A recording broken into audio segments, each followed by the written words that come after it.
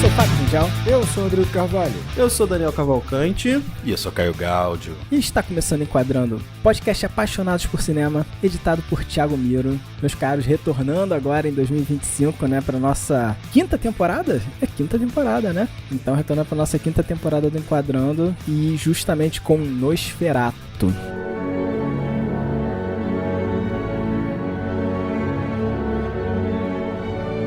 Nosferatu, filme dirigido e escrito por Robert Eggers, adaptado diretamente da obra Nosferatu de 1922, né? Ele tá no cinema ainda, vem arrecadando já uma boa bilheteria. Nós fomos ao cinema assistir Nosferatu e eu me surpreendi bastante com o filme, então já dou um spoiler. Cara, fazia tempo que a gente não viu um filme juntos, né? Fomos todos assistir Nosferatu no mesmo cinema, foi muito bom. É verdade. Menos o Daniel. O Daniel nunca tá. Todos. Todos menos o Daniel. Mas assisti também, obviamente, no cinema. E foi uma experiência interessante também, assim. É legal ver o cinema do Eggers, né? Em tela grande mesmo, assim. É bem maneiro. E tava cheia, né? Nossa sessão, né? Tava cheia. Tinha gente na sessão, né? Era uma sala pequena, mas tinha gente, né? Tinha gente. Sim, tinha gente. Tava cheia. O filme tá indo bem. O filme tá indo bem, né? Já se pagou, já fez o dobro do custo. Eu acho isso um sinal bem positivo do que eu venho defender nesse programa. Mas curioso é o fato de que Daniel assistiu o filme praticamente no mesmo horário que nós, no mesmo dia, e não assistiu com a gente. Por que será? Não assisti, não. Eu assisti ontem o filme. Ah, tu assistiu ontem? Ah, pensei que tinha assistido no sábado. É porque ele foi assistir o filme com o professor Felipe Leão, sabe? Quem dera. Ele encontrou, né? Tirou. Melhor companhia, né, Daniel? Melhor companhia, né? Tirei uma fotinha, tirei uma tietê lá. Teve uma galera do Enquadrando que inclusive foi lá no... Porque ele repostou, né? Nossa publicação, né? Nossa story. E teve uns ouvintes que foram lá pedir pra gente participar do Desencontros. Então, vai lá também aí, ouvinte. Se você quiser fazer com que isso aconteça, vai lá encher o saco dele. Eu fiz a minha parte. Enchi o saco dele presencialmente. Muito bom. Bem, eu acho que primeiro, pra falar sobre Nosferatu, do Eggers, né? A gente podia falar um pouquinho sobre o Nosferatu de 1922, né? Que foi dirigido pelo Friedrich Wilhelm Murnau. Eu acho que é Murnau mesmo. Eu acho que é Murnau mesmo. É alemão, né? Então... É Murnau. Deve ser Murnau, né? E adaptado do romance Drácula de Bram Stoker, né? De 1897. De Bram Stoker o autor, né? E acabou sendo um marco no expressionismo alemão. E, cara, é engraçado, porque pra falar um pouco do Drácula, né? Mas do Nosferatu de 1922, a gente podia falar um pouquinho sobre o movimento expressionista, né? Porque eu acho que vai trazer pano pra manga para discussões futuras aqui sobre o filme. Então eu trouxe um pequeno texto aqui sobre o expressionismo, né? Vai lá. Bota a música aí, o Miro, do... Como é que é? Telecurso 2000.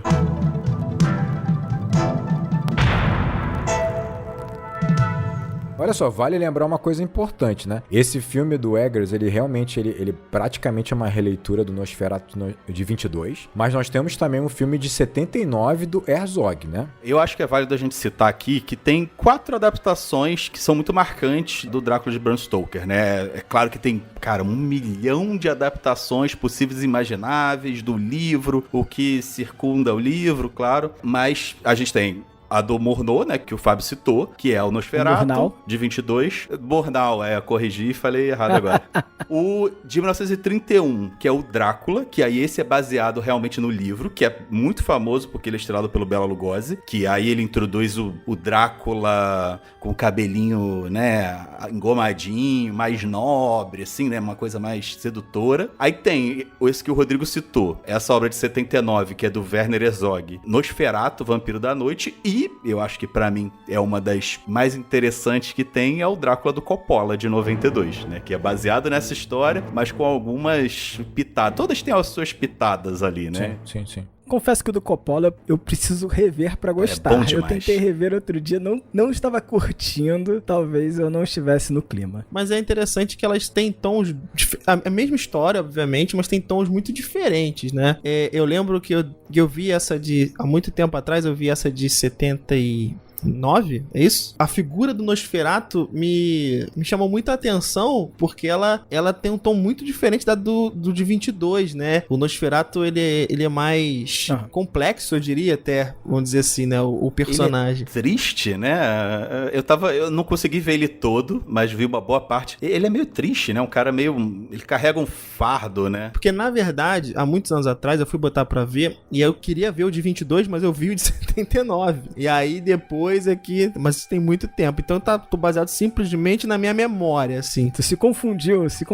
Mas o fato é que tem esse tom diferente, né? Bem diferente. E só pra não deixar passar batido aqui, né? A gente tá falando tanto de Drácula e de Nosferatu, porque basicamente é a mesma história, né? É uma adaptação pra não pagar direitos autorais, basicamente, né? Quando ela surge lá em 22. Deu o maior problemão isso e tal. Mas tanto que o Eggers faz uma referência, né? A viúva do Bram Stoker, ela processou, ela ganhou. O processo correu durante 3 anos, ela ganhou. E o tribunal mandou destruir todas as cópias do filme. É que eu acho uma decisão... Isso é uma loucura. Tensa. Só que nesses 3 anos, cara, a obra chegou em todos os lugares possíveis e imagináveis, né? Inclusive no Brasil, né? Ela chegou do Brasil, enfim, foi distribuída, mas como ela foi recolhida, teve uma ordem oficial de recolher, muita gente guardou. Então, assim, pirataria salvou Nosferatu, sabe? Salvou A galera ficou pegando, a galera ficou com cópias e inclusive, é difícil ter uma versão igual de Nosferatu, assim, porque não existe uma cópia intacta dela como o Murnau queria. Uma pena, tem versões montadas diferentes pela... Tem como fugir, né? Pirataria tá aí, né? Tá aí. E o Nintendo? Pra salvar a indústria, né? Isso é muito doido. Daniel falou como essas obras são diferentes, de fato são, né? Eu acho que 22 é uma obra, ela é muito impressionante pra época, sabe? É uma experiência muito doida. É um filme bem mais fácil de assistir do que parece. É impressionante. Confesso que a primeira vez que eu assisti, fiquei um pouco confuso. Eu acho que ele é uma obra que tá bem à frente ao tempo, dá a perceber quando você assiste, é até legal de ver. Hoje em dia que eu digo, né? Já a do Herzog, eu acho que ele vai fazer um trabalho que a gente vai acabar fazendo algumas comparações, talvez, com o filme do Eggers, porque o Herzog vai mais longe, né? Eu acho que ele pega a obra original Nosferatu e ele vai extrapolando várias questões. Então, a gente até mencionou aqui, você tem um conde muito mais humanizado, né? Ele carrega o fardo, né? Dessa maldição, vamos dizer assim. E não só isso, ele explora a praga de uma forma bem diferente, a peste negra de uma forma um pouco mais complexa, assim. Cara, tem umas imagens bem marcantes, assim, desse filme. Esse filme é bem maneiro. Então, assim, sim. Esse filme é lindo, inclusive. Lindo.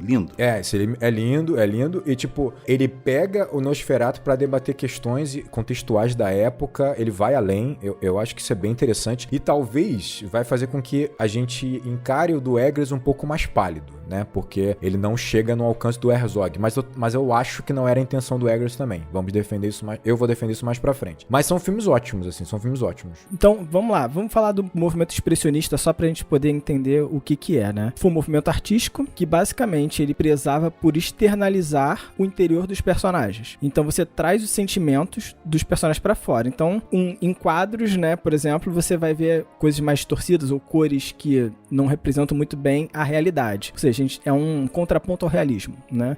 Basicamente, a Alemanha, ela se torna um expoente desse movimento, né? Por que será? Porque ela é muito influenciada pela Primeira Guerra Mundial, que é um grande trauma para a Alemanha, né? Cria-se uma crise pós-Primeira Guerra que vai se estender até a Segunda Guerra. E esse sentimento de morte, desesperança, né, acaba levando o expressionismo alemão a adotar tons mais sombrios, né? E isso vai impactar diretamente o cinema alemão, como, por exemplo, Gabinete do Dr. Caligari, Metrópolis, Nosferatu, e a gente vai ver isso em outras obras também, né? E, cara, eu acho maneiro que o Nosferatu, ele já carrega uma carga política, de cara, sabe? Por conta disso, né? Ele já vai carregar essa carga política, o mal iminente que vem assolar a cidade. E...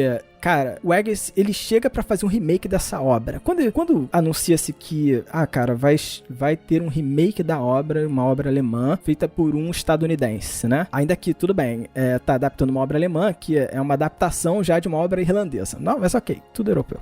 De qualquer forma, isso já me coloca um pé atrás, sabe? Uma adaptação pra ficar mais fácil pro estadunidense consumir alguma coisa que ele não vai consumir, sabe? Porque é de fora, né? Aí isso já me deixa um pé atrás. Mas, cara, sei lá, o Eggers, ele ele consegue ir além, sabe? Ele consegue me encantar com o filme. Eu acho que ele tem uma visão artística incrível e me encantou de fato, assim, sabe? Eu acho que valeu muito a pena esse remake. Eu entendo o que você quer dizer, mas eu acho que Nosferatu, ele já é uma coisa meio, né, internacional, mundial, e tá na nossa cultura. Então, assim, eu não sei, é um ícone, né? De fato, porque já foi adaptado, né? De certa forma, né? Já foi adaptado de várias formas, então, assim, eu não vejo muito problema nisso, né, de ser um americano. Mas eu acho que o expressionismo, que vale ressaltar, porque a gente vai acabar mencionando isso no filme do Eggers, assim, no cinema, a gente vai ter muito a utilização da iluminação e do cenário do figurino para você representar esse estado emocional dos personagens, que obviamente vai ser um estado emocional mais caótico, né? Do desespero, né? De uma sociedade que tá não só em crise, mas tá se corrompendo, tá sendo, né, destruída por dentro, né? Ainda mais que os cenários são teatros, né? No geral você tem uma ideia muito teatral, até porque o cinema mudo, ele era muito mais teatral por uma questão de limitação também. Então você vai ter um cenário que é mais opressivo, mais chapado, mais pontiagudo, né? Com figuras e formas mais agressivas, né? Você vai ter um trabalho de sombra e de luz muito forte, né? Se contrastam muito, né? Então, assim, você tem até uma brincadeira de saturação, ainda que você tenha muitos filmes preto e brancos, mas você tem a coloração do próprio filme, em cima do filme físico, então você vai usar algumas cores também muito fortes, assim, uma saturação forte. Então, eu acho que é isso, você tem um certo horror ali presente nesse filme, né, que tem muito nas formas e na sombra muito opaca, muito fechada. As sombras desenham muitas figuras ao longo do filme e contam muito desse estado emocional. Algo que a gente talvez fosse procurar aqui no filme do Eggers e não tem tanto assim, né? Ele oferece de uma forma um pouco mais, como é que eu vou dizer, mais elegante, mais sofisticada, talvez, não sei. Mas eu digo assim, ele tem um glow, né, ele tem uma iluminação um pouco mais sutil, o degradê dele da claridade para a escuridão é um pouco mais soft muitas vezes. Eu acho que você também tem que fazer um pouco de esforço pra buscar esse expressionismo no filme do Eggers, sabe? Tá lá, mas assim, não é tão direto. Eu não sei se é isso que ele tá buscando também não, porque assim, óbvio, a gente tem referências o tempo todo, o filme tá cheio de referências, né? Tem aquela cena clássica, por exemplo, da mão, né? A sombra da mão, né? Isso tá lá. Mas ao mesmo tempo, foi o que o Fábio tava começando a construir, né? E eu fiquei me perguntando isso também, por que adaptar de novo Nosferatu, né? Se fosse para adaptar e a gente ver novamente esses mesmos elementos, não vejo tanto sentido nisso. Então, quando eu fui ver o filme do Eggers, eu tava esperando justamente o que eu encontrei, porque a parada dele é a ambientação. Eu acho que isso é uma característica muito forte dele, né? Essa loucura que ele tem com o ambiente e a história, e tá cercada de certos parâmetros fidedignos, assim, né? A realidade. Então, eu fui buscando mais isso. Talvez se a gente visse mais referências, surgiria a pergunta, pra que adaptar se vai fazer igual? Então, assim, eu não vejo também com tanto problema ele adaptar essa obra, porque eu entendo que ela se tornou grande demais, né? Ela não é tão... Por mais que seja um expoente do expressionismo alemão em si, é fundamental pra história do cinema também, né? Ela ganhou outro escopo, mas eu não sei se a ideia do Eggers era justamente tornar o filme com essa pegada, vamos dizer assim. Eu acho que ele faz as referências que ele tem que fazer, faz as homenagens que ele tem que fazer, né? Se fosse o Tarantino da vida, seria uma homenagem, mas eu acho que a proposta não seria essa, não foi essa, pelo menos eu não enxerguei dessa forma. Pô, eu discordo, acho um pouco de vocês, assim, eu acho que o filme referencia o tempo todo o filme de 22. Sabe, eu acho que ele é um filme preso ao filme de 22. E pra mim esse é o grande...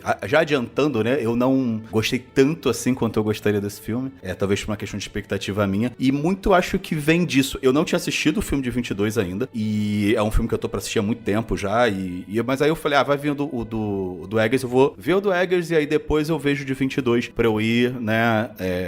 Limpo pra assistir o filme, digamos assim. Nesse sentido... Vendo o de 22, que eu vi depois, né?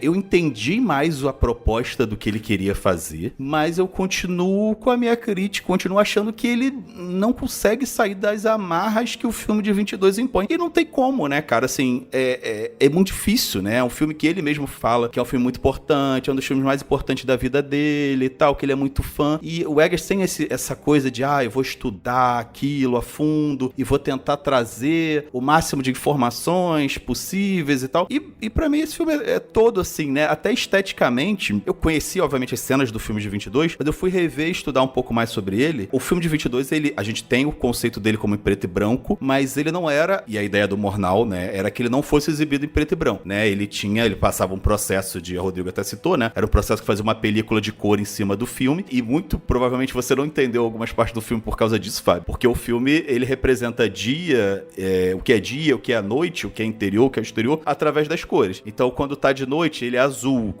e aí a tela fica toda azul, né? É um processo químico que a parte clara é que fica tonalizada e a parte escura, ela permanece preta, né? Então, se você vê o filme com essa coloração, e você encontra no YouTube, né? Você vê que, de fato, ele é um filme que ele é um filme que não tem um contraste tão grande quanto os filmes costumam ser do expressionismo alemão. Então, ele não tem essa contraposição de sombra e luz tão marcada, assim. Eu acho que o Eggers repete isso tudo, cara, no filme dele. Repete tudo. Assim, os personagens estão dentro do personagem de 22, a história tá dentro da história de 22, apesar dele fazer muitas referências ao filme do Herzog, que eu acho que ele bebe muito da fonte. Então, pra mim, eu fico com essa pergunta que o Daniel fez, assim, pra quê? Pra quê? Se você... a impressão que eu tenho é que às vezes ele vai avançar num tema, ele vai tentar ir pra um caminho diferente, mas ele, pelo amor dele ao de 22, ele volta ele recua e volta pra aquele trilho do filme, né? Eu acho engraçado. Eu vou concordar com a sua visão, até porque faz todo sentido a forma como você defende. Eu acho que, é um argumento bom. Mas eu me encantei demais, sabe? Porque, sei lá, o Eggers, ele tem uma visão artística e que eu admiro muito, né? Não só por ele trazer esse, como o Daniel falou, né? Tentar representar uma outra época no cinema de uma forma tão fidedigna, mas também porque ele como diretor, sabe? Ele me encanta demais, assim, sabe? Ele faz escolhas que eu fico, caramba, por um momento, assim, eu me confundo se ele tá sendo tão fidedigno ao de 22 ou ele tá, sabe, trazendo uma coisa nova, sabe? Um frescor novo. E, cara, esse misto me deixa muito encantado, sabe? Então, por exemplo, quando ele filma com plano contra plano, com uma subjetiva, aquilo me parece um pouco arcaico em algum momento e você fala, caramba, que cinema diferente, mas, caraca, agora eu tô me remetendo ao filme de 22 por conta disso. Uma câmera mais parada. E aí depois ele faz um movimento que não era possível fazer em 22 e eu falo assim, caraca, esse movimento não era possível fazer em 22. Que coisa você fazer isso logo depois de filmar assim, sabe? Então isso me deixa sempre meio que atordoado vendo o filme, sabe? Eu tô sempre sendo surpreendido pelo Eggers vendo o filme. Mas o meu problema é esse, Fábio. Eu gosto muito do Eggers, acho ele, um excelente diretor. E pra mim ele não tá sendo o Eggers aqui, sabe? Ele é o Eggers tentando emular o Murnau, tentando emular o Herzog. E pra mim isso que me dificulta, assim, acho que é exatamente o que você falou. Essa câmera aqui não podia existir em 22. Então ele quer atualizar aquela câmera de 22 pra agora. E o que eu quero dele, né, é que eu quero ver a visão dele em relação a isso, sabe? Não que ele atualize algo que já foi feito, né? Eu entendo sua... E assim, não vou ficar aqui jogando pedra em quem gostou do filme. Entenda, é um filme bem executado e tal, eu só acho morno, eu queria mais, entendeu? Eu queria ver uma visão um pouco fora, eu quero Farol, sabe? É isso, pra mim é o melhor filme dele, né? Eu vou defender também, né? Eu também gostei bastante do filme, tenho minhas ressalvas, mas gostei muito. Não tem como não concordar com o que o Caio tá falando, eu acho muito justo. O Eggers,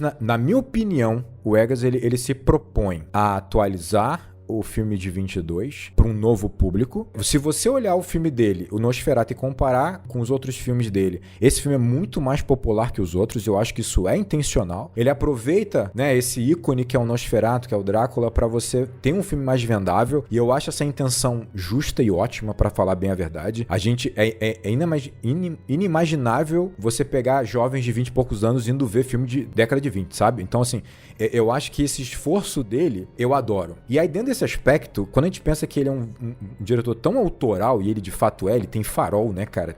Eu acho maneiro você perceber e sentir no filme que ele tá fazendo um filme que é uma baita de uma homenagem e que é um filme que não é ambicioso, sabe? Ele não tem a ambição Eggers nesse filme, né? Ele não quer fazer nada muito além do que foi 22, porque é um puta clássico, mas ele quer de alguma forma homenagear e ser justo com aquela obra e entregar algo para que todos possam, de alguma forma, digerir e degustar aquele filme tão importante. Então, assim, eu concordo com você que ele nunca vai muito além. Ele parece realmente ter algumas rédeas, mas pra mim ele entrega algum frescor, o suficiente pra debater alguns pontos que já estão naquela obra lá atrás, talvez não tão bem debatidas por uma questão de época e contexto, mas de alguma forma ele tá aqui sim homenageando sem essa ambição dele. Eu acho que é um filme talvez bom pra ele por ser um próprio frescor na carreira dele. Eu imagino como deve ter sido diferente ele trabalhar nesse filme, né? Com uma pressão diferente, um olhar diferente, né? Então, assim, eu gostei. O filme me emocionou em alguns momentos, né? Até eu comentei isso com o Fábio. A cena da escada, né? Da sombra da escada, uma famosa cena de 22, me emocionou bastante. Mas eu entendo as críticas, eu entendo essa questão de, pô, mas aí, você vai trazer um filme que não vai muito além? Ele não vai muito além nem como Eggers e nem como um filme de 22, nem como Nosferatu, né? Mas, assim, pra mim funciona. Pra ser sincero, eu nem acho tão bem executado também. Tem uns problemas de... Assim, ele filma tão bem normalmente, e nesse filme eu não sinto isso, assim. Acho um filme... alguns takes meio estranhos, assim, justamente porque eu acho que ele tá tentando emular essa coisa do filme antigo. E, cara, o Murnau, é surreal você pensar que 100 anos atrás alguém filmava tão bem com uma parada que tava, né, não existia ainda, né, tinha 20 anos ainda. E, pô, os enquadramentos deles são lindos, né? Mas, engraçado, eu acho que tudo é muito, muito pensado e pensado justamente pra te causar estranheza mesmo, sabe? Então, quando eu falei do plano contra plano com as subjetivas dos personagens, nossa, assim, tipo, é super estranho, sabe? É super estranho hoje em dia, mas, tipo, você fica, caraca, ainda mais que você pega todo mundo de frente, sabe? Nossa, é estranho, mas a estranheza, ela faz parte do processo que você tá passando vendo o filme, sabe? Posso dar um exemplo rápido? Que, por acaso, eu vi uma entrevista dele falando sobre essa cena específica, quando ele vai chegar no castelo. E, nossa, tem um plano lindo que ele tá numa encruzilhada que forma um crucifixo de cabeça pra baixo, porra, com azul lindo, e aí ele vai pro castelo, é a primeira hora que o Nosferatu vai aparecer, né? E aí eu vi a entrevista dele comentando que essa foi a cena que ele ficou mais preocupado de fazer, porque muita gente já tinha feito essa cena e muita gente já tinha feito essa cena bem. Então, nessa cena eu fico vendo, caraca, aqui ele quis fazer uma coisa diferente, aqui ele quis dar o olhar dele porque ele sabia que muita gente já tinha feito. Então essa cena, caraca, quando apareceu eu fiquei, caraca, agora sim o filme tá, né, tá entregando, agora o Eggers tá entregando. E depois ele, né, eu acho que eu sinto que ele é competente, mas só volta a uma certa mímica, né, do passado. Eu acho que tem umas pitadas do que o Caio tá colocando, quando o Eggers caminhando dentro da zona de conforto, entre aspas, a zona de conforto dele. Por exemplo, ao ele criar aquela mítica dos ciganos do lado de fora do castelo, né, aquela virgem nua em cima do cavalo, que isso é uma adesão dele, né, no caso. Aquele tipo de take que me remeteu logo a Bruxa, por exemplo. Eu falei, caraca, isso aqui parece aquelas pinturas que a gente conversou, né, quando a gente tava falando da Bruxa, por exemplo. Então eu acho que ele tentou, eu acho, né, aí é absolutamente achismo, que ele tentou criar um background pra essa história, e nesse background ele conseguiu inserir o que eu acho que a zona de conforto dele. Mas concordo com o Caio quando ele diz que talvez o respeito pela obra original seja tão grande que exista aí aquela ideia de homenagear sem, no entanto, descaracterizar demais, entendeu? Então, é um projeto complicado, imagino, pra ele, sobretudo, né? Porque, assim, eu jamais me colocaria nessa posição, tá? Não, isso aí é... Eu jamais faria isso. É corajoso pra caramba, tu pegar uma parada que tu gosta demais e, não, vou fazer de novo. Pô, eu imagino que tenha sido muito difícil. Mas acho que esse que o Rodrigo colocou de aspecto de carreira, de trazer mais público, de se tornar mais relevante, mais conhecido, né? Até pra angariar novos projetos, acho que faz muito sentido também. Então, talvez tenha sido essa a motivação mesmo, né? Até o final do episódio eu vou tirar meia estrela de todo mundo do filme aqui. Tem uma coisa que eu gosto muito que ele vai fazer nesse filme aqui, que é primeiro, ele extrapola a fantasia, então ele deixa muito claro o sobrenatural e um pouco do surreal, é fantasia, ponto. Traz algumas questões a serem debatidas, como esse embate da ciência, né? Tipo assim, tem questões aqui delicadas, né? Quando ele faz isso, caceta. Mas eu acho que quando ele estabelece como fantasia o sobrenatural, ele tem licença poética pra isso, na minha opinião. Mas tudo bem. Tá falando de vampiro, né? Tudo bem, vamos falar sobre isso. Mas eu acho que essa fantasia, quando ele extrapola essa fantasia da carruagem fantasma que vai levar, né, o rapaz até o castelo, e ele trabalha uma ideia de Nosferatu muito mais com uma entidade do mal do que os outros filmes. Quando ele opta por tudo isso, eu acho que ele ganha uma possibilidade, uma abertura pra trabalhar o humor nesse filme de alguma maneira, né? Um tom aqui que tá entre o horror e o humor e o escracho em muitas vezes que eu gosto. Até porque hoje, quando você assiste o filme de 22, é impossível você não encontrar humor no filme de 22 pela presença do Nosferatu, que na época era muito aterrorizante, mas hoje não é, e pela própria movimentação dos enquadramentos. O próprio enquadramento, né? Ainda é, sim. Não, ainda é. Mas ainda é meio engraçado, né? Mais do que esse do Eggers. Não sei. Mas eu ainda acho que ainda tem um tom. O cinema mudo, ele acaba ganhando um tom engraçado, né? Por conta dos 16 quadros, né? As movimentações dos personagens, né? Então, assim, eu acho que ele captura um pouco desse humor que ficou involuntário, né? Com uma coisa tão antiga. E ele coloca nesse filme em alguns momentos, né? O personagem do William Dafoe em alguns momentos, né? Algumas situações que você fala assim, caramba, tem um exagero aqui, tem um absurdo aqui interessante. Talvez até a forma como Nosferatu fala, né? Como fala. Tudo é muito exagerado, né? Isso pode trazer um tom de humor, sabe? Porque ele tá falando de uma maneira, sabe, muito monotônica, né? Então, isso traz um tom de humor, mas eu prefiro que ele vá aí do que vá em outra direção, sabe? Que eu até escrevi mais à frente, quando eu falar um pouco mais, eu toco nisso. Eu tenho dúvidas quanto a esse tom de humor aí, que se é intencional, mas tudo bem.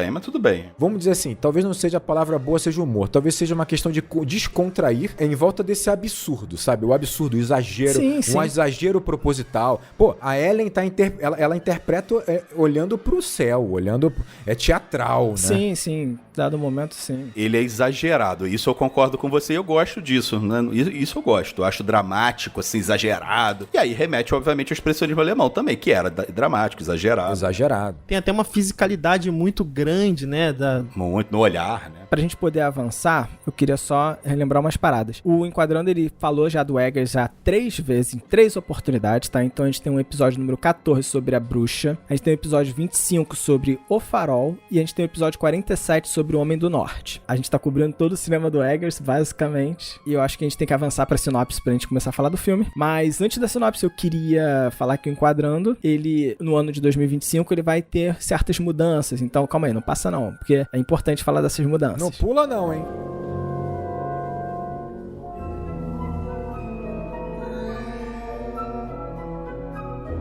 Então, a novidade aqui no ano de 2025, o Enquadrando vai trabalhar filmes mais recentes, mais novidades no streaming, cinema, filmes recentes dos últimos anos, né? Então, vão ser essas mudanças, mas nada muda no quadro aqui do Enquadrando, exceto que Caio em algum momento certamente vai ter que se ausentar, porque tá fazendo um curso muito complexo, né, Caio? Então, em algum momento, Caio também vai ter que se ausentar esse ano, mas tá tudo bem, o Enquadrando continua vivo. Por favor, apoie esse projeto, tal como Pedro Henrique Pires da Silva, João de Lima Júnior, Vinícius Teixeira Lima e Vitória Moço, que apoiaram aqui. Muito obrigado, galera, por apoiar o Enquadrando. Muito obrigado, gente. Obrigado, pessoas. E olha só, comunidade vai ser essencial nisso, tá? A gente vai decidir muita coisa lá no Discord, hein? É isso então, aí. Exatamente. Se você puder... Os nossos ouvintes vão decidir os filmes que a gente vai abordar, então tá lá. Vamos falar filme de Oscar, hein? Vale ressaltar que acho que esse aqui é um excelente exemplo mesmo, porque acho que a galera, quando vê lá na timeline Nosferatu, se tratando do Enquadrando, eles vão pensar, pô, eles vão falar do Nosferatu de 1922, de 70, da década de 70, mas não, a gente tá falando do lançamento, né? E normalmente a gente não faz isso, então isso vai aparecer mais vezes. Então, sinopse.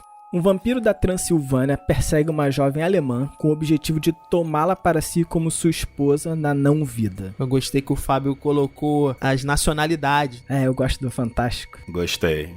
Da Transilvânia, alemão. Eu não sei nem se ele chama de Transilvânia, chama? Eu nem lembro. Chama. Tem uma hora que ele vê o mapa e tá escrito Transilvânia. Você fez o que o Eggers deveria ter feito, Fábio, que é colocar como protagonista a Ellen, coisa que ele deveria ter feito e não teve coragem de fazer. Eu acho que ela é.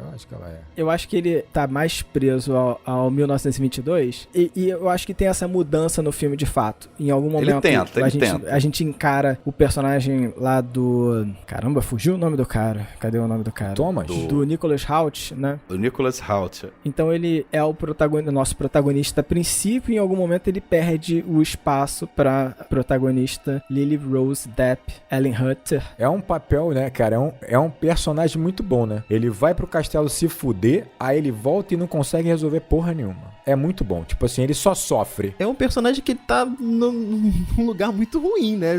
Do ponto de vista de atuação. Mas é essa história mesmo, né? É engraçado. Em 22 era essa história. Mas, então, a gente tava falando sobre o expressionismo alemão e agora relacionando com esse filme, né? Engraçado que eu fiquei imaginando, agora que o Rodrigo até falou da comicidade, eu linkei assim, ainda bem que ele usou a comicidade nesses aspectos. Por exemplo, a gente poderia até enxergar o bigode do Nosferatu como um tom cômico.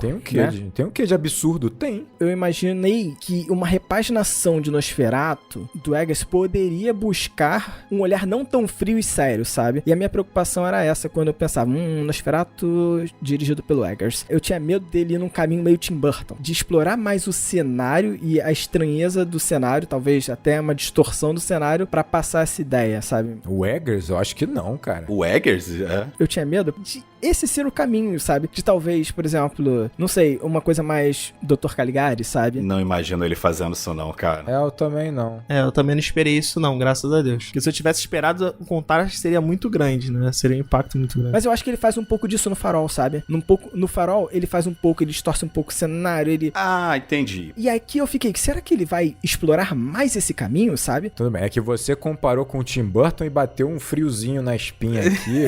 Ia trazer uma coisa... Não, exatamente. Se ele explorasse isso mais, talvez trouxesse uma comicidade não intencional a la Tim Burton. Tá, sabe? Entendi. Esse era o tom que eu estava com medo, sabe? Eu falei, cara, mas quando eu vi um filme tão frio, tão sério, sabe? E depois eu fiquei me questionando, até fiquei revendo o trailer, né? Porque eu já tinha visto o filme no cinema, e aí fiquei só revendo os trailers e fiquei, cara, ele vai buscar esse expressionismo, sabe? De fato ele vai buscar, e eu fiquei, cara, tem algumas cenas estranhas que vão levantar isso pra mim, sabe? Então, tem um exemplo assim, que a protagonista tá andando, e aí o Eggers opta por filmar ela no chão, a sombra dela andando, e aí a sombra dela andando passa por uma grade, sabe? E ela vai andando como se estivesse por trás dessa grade, que deve ser uma sombra de uma janela. E aí causa esse sentimento de que ela tá presa, sabe? Cara, e eu fiquei, caraca, não, ele tá buscando sim, ele tá buscando observar o externo pra representar o interno do personagem. Em algum momento você vai ver esses espelhos pendurados em parede que refletem um personagem. Nossa, causa uma estranheza danada, pra onde é o olhar, sabe? Quem tá vendo quem? Pra onde você tá olhando, sabe? Eu acho que tem bastante, tem assim, quando ele coloca, por exemplo, a Ellen na janela. Aquela janela, você tendo uma filmagem perpendicular a ela, né? Fica chapada, né? Ela num quadro, assim, aquilo ali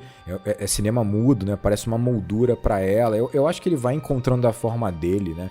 A sombra por detrás da cortina. O uso da sombra é muito importante, né? No trabalho do expressionismo alemão. E, claro, pro horror depois em geral, porque, claro, virou um caminho natural. Mas eu acho que ele usa bem nesse aspecto, sim. Eu acho que é um caminho que ele toma. É engraçado porque, assim, realmente, assim, o filme, ele consegue ser sério e tem momentos, assim, intensos. Mas ainda assim, eu acho que há um exagero dentro desse filme, sabe? Que torna ele mais interessante. Não, eu quero dizer que ele não é carrancudo, esse filme, sabe? Ele não é carrancudo. Ele não é um filme que tá se levando tão a sério assim e que fala assim, ó, nós temos algo muito importante a debater aqui. Eu acho que ele tem pontos importantes, mas ainda tá falando assim de um conde que no fundo é o Drácula. Talvez por isso que ele se dê a liberdade de trabalhar a praga e a peste negra de uma forma um pouco, sabe? Não tão realista e aí tem o contraponto da ciência. Eu acho que ele se dá esse direito por isso. Ele é um contador, eu vi isso num podcast e eu concordo, assim. Ele é um ótimo contador de histórias de fato. Então acho que a história tá à frente, assim, pra entregar a história de maneira mais comercial mesmo, eu acho que seria uma boa palavra. Ele vai quebrar talvez até essas próprias amarras que ele se colocou em outros momentos. Vocês falaram da luz, uma coisa que eu reparei, até vi com a Michelle, né? E ela tá falando, cara, esse filme é muito escuro. Eu discordo. Eu acho ele meio escurinho, Tem uma diferença aí entre você usar luz e sombra e ele ser absolutamente escuro, né? Intencionalmente escuro. Ah, não, absolutamente escuro não. Pra você, né? Eu acho que ele de fato faz um trabalho de luz e sombra que a gente, obviamente, já viu em outros trabalhos dele, mas aqui acho que isso fica muito necessário, né? Até pela referência que ele quer fazer. Daí talvez também dependa de quem for ver pra tirar essa opinião também da projeção que encontrar na sala de cinema. Mas eu achei escuro também. Eu vi reclamações sobre isso, dele ser escuro. Eu não achei ele tão escuro, não. Acho que tem uma questão com luz e sombra que acho que é mais pra mim isso do que escuro. Eu acho que é intencional. Queria só ressaltar que também a dessaturação ajuda a provocar esse sentimento, né? De que tá escuro, porque você não vê tanta cor. Sim. tem muito pouca cor, sim. E ele talvez seja o filme, óbvio, né? O outro antigo, ainda que haja essa questão que o Caio colocou antes, né? Dele ter aquele processo químico da cor. Esse filme, ele não tem cor, de fato. Talvez ele seja mais preto e branco do que o de 22 nesse sentido. Porque tu não vê paleta, o negócio... Não, ele é mais preto e branco 22, é. Ele é um tom bem, né? Ele é bem desaturado mesmo. Não, e ele é muito escuro, mais escuro que o de 22, inclusive, né? O de 22, inclusive, eu tava vendo isso que na época ele Não dá sofreu... pra filmar na escuridão. Ele sofreu... não dava. Mas até tem cena no escuro, uma cena com uma lanterna e tal, que é bem bonito, inclusive. Mas o filme não era. Inclusive, ele sofreu muita crítica por ele ser claro demais e aí não dá o terror necessário, tal, o de 22, né? E nisso, eu acho que ele... eu não sei, eu sinto que o caminho de ser escuro é o caminho meio óbvio. Não, assim, eu entendo o que ele quer fazer aqui, eu entendo essa questão que ele quer remeter, essa questão de saturação e tal, e aí me parece até que ele quer corrigir um pouco desse defeito do de 22, mas me parece o caminho óbvio, assim, fazer um filme, a era vitoriana e tal, de terror, você vai fazer um filme escuro, né? E isso eu achei, confesso que eu achei meio, não é ruim, é bem feito, é bem aplicado, mas eu achei chato, entendeu? Eu achei, assim, meio batido, achei meio óbvio. Nesse sentido, eu sou muito mais do filme do Herzog, cara, que é lindo, tem as cores brilhantes e tal, paisagens lindas e tal, e vai pra um caminho... Cara, do Herzog é muita cor, mano, é muita cor. Que você não espera, e talvez, pra mim, tenha decepcionado nesse sentido. Como eu falei, não é ruim, mas eu preferia que ele tivesse ido pra um caminho diferente aí. Talvez ele tenha pego lá como é que era a paleta de cor de uma casa na Alemanha do século tal, e vai ser assim. E aí, meu filho, foi fácil. No final das contas, foi fácil. Eu acho também que ele acaba fazendo algumas escolhas, né? Por exemplo, quando ele entra no casarão lá no castelo do Nosferatu, ele vai tomar uma decisão que os outros não tomaram, que é você esconder o Nosferatu por muito tempo, né? O Nosferatu, ele se apresenta muito menos. Você, cara, ver o rosto do Nosferatu é meio difícil nesse filme, não é tão claro assim não, né? Até porque ele tem o bigode e é escuro, né? Então não facilita você ver ele tão claramente. Mas eu também acho que são escolhas óbvias, assim, mas ao mesmo tempo eu acho que faz muito sentido e essas escolhas acabam dando certa força pra você ganhar público também, né? E assim, por exemplo, esconder o Nosferatu, cara, pra mim faz muito sentido, né? Quando você encara o Nosferatu como uma entidade do mal nesse filme e não como um conde que carrega um fardo, você escondê-lo faz muito sentido, porque ele acabou de virar um vilão de fato, ele acabou de virar um ser, uma abominação. Então faz muito sentido você escondê-lo como se fosse realmente um vilão de um filme de horror e de terror, né? E pra mim, colocá-lo nesse lugar, nesse filme, pra mim faz muito sentido. Não só porque é um filme que carrega a fantasia, né? Mas também é um filme que vai debater exatamente algumas questões sociais aqui, por mais que não se aprofunde tanto, mas ele vai falar aqui sobre uma questão mesmo de o lugar da mulher nessa estrutura social, né? Como você tem ali, né, uma estrutura social que é erguida e sustentada por esses homens que vão destruí-la de qualquer forma, vão sacrificar uma mulher. E aí quando você pensa nessa estrutura patriarcal, quem tá no topo dessa pirâmide social é o conde. Ele tá tão no topo dessa pirâmide que ele é um ser que tá acima do bem e do mal. Então você coloca ele como um Drácula, ele é tão poderoso, tão rico, que ele já se coloca como um ser muito superior que vai impor aos outros uma submissão, né? Então assim, eu acho que é uma escolha óbvia, como você pensa como vilão, e aí o ator também, né? Tipo assim, você tem ali o Darth Vader, né? Ele tem né, aquele sussurro dele, não sei o quê, mas eu acho que reforça uma ideia que acaba tendo algumas camadas que pra mim são interessantes. No sentido de esconder, eu concordo muito com você, eu acho que é muito bem aplicado aqui. E ele esconde o conde de formas diferentes, então ele vai esconder visualmente, mas ele vai esconder as intenções do conde em função do tom de voz que ele usa, que é monotônico. Ele vai esconder as intenções do conde numa linguagem diferente no papel. Essa é a desculpinha esfarrapada. Assina aí que é a língua do meu povo, assina aí.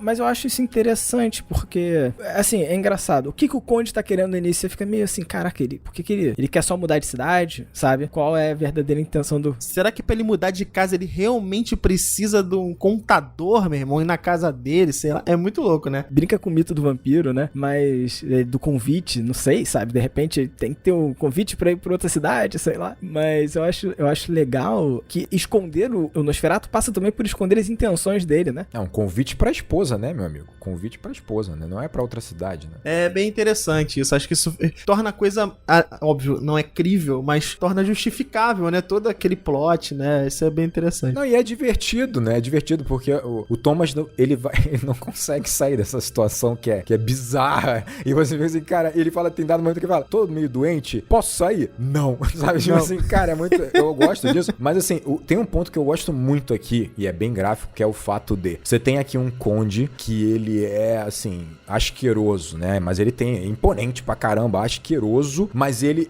quer basicamente, né? Ele quer dominar aquela mulher, né? Ele quer de novo, né? Usufruir daquela mulher, mas tem que ser de forma muito espontânea. E eu gosto muito disso porque aqui você tem um Drácula que ele não tem nada de elegante, de sedutor, de porra nenhuma. Ele só é asqueroso, bruto, sabe? Ignorante, grosso, e no fundo ele quer que aquela mulher ceda ele por uma forma espontânea. E eu acho que isso já tá implícito aqui. Uma crítica interessante, um contexto interessante, e visualmente isso é interessante, né? Porque ele é asqueroso. Quando eles se beijam, é nojento, né? É nojento, né? Esse Drácula, né? Com esse bigode. O que eu acho triste, assim, que ele constrói isso tão bem, esse suspense em torno do Drácula. E a hora que o Drácula, né, o Nosferatu, vamos né, o Nosferatu. Nosferatu mesmo.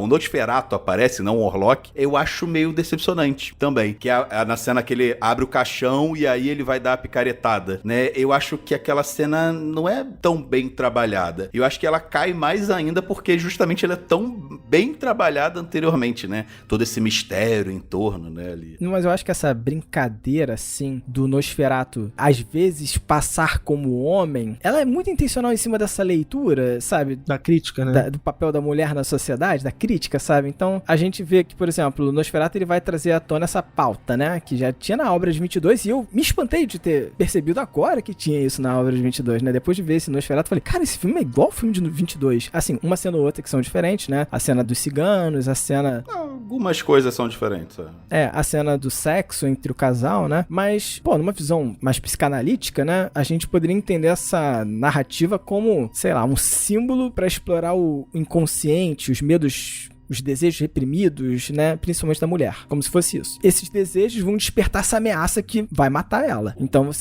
o desejo da mulher vai matar ela no final, sabe? Tipo, e ela ainda tem que se sacrificar por conta dos desejos que ela teve. E então é como se o Conde Orlok, ao mesmo tempo, ele fosse a punição dela e ele fosse também quem vai se aproveitar dela, sabe? Então ele vai lá se aproveitar dela. E ele meio que, ainda você pode ter uma leitura de que ele é um homem, sabe? Ele não é simplesmente um monstro. E aí eu adoro o bigode. Eu adoro o bigode. Quando eu parei pra pensar nisso, eu falei, caraca, o monstro de bigode. Pô, o bigode tem uma função de tornar o vampiro bem masculino, né? Bem humano, né? E associa a monstruosidade à masculinidade.